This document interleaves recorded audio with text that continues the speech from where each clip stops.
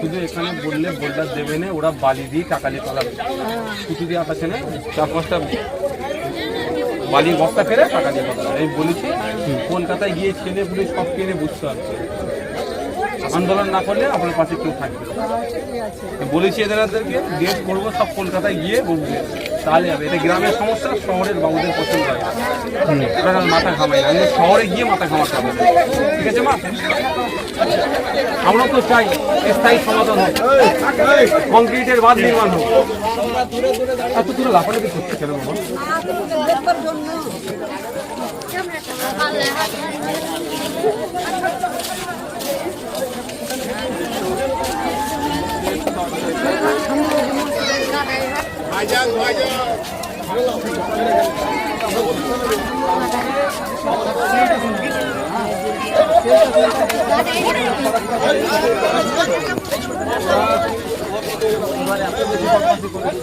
পুরো জলটা এটা দিয়ে ছাড়ছে, যার ফলে পুরো আপনার একটা আইল্যান্ড ছিল 15 কিলোমিটারের প্রায় আপনার ওজন পর্যন্ত, যার ফলে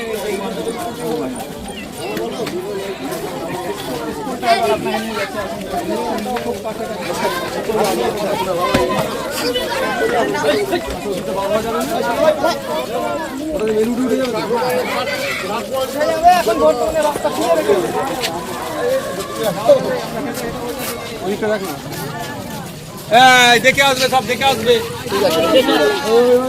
ঠিক আছে sir. Hello guys, how are you? আমাদের ঘুরতেন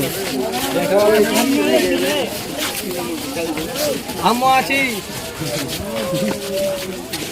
দালালি করছে, বিজেপির দালালি করছে, তৃণমূলের দালালি করছে। ওই দালালগুলোর বিরুদ্ধে আমাদের লড়াই চলবে।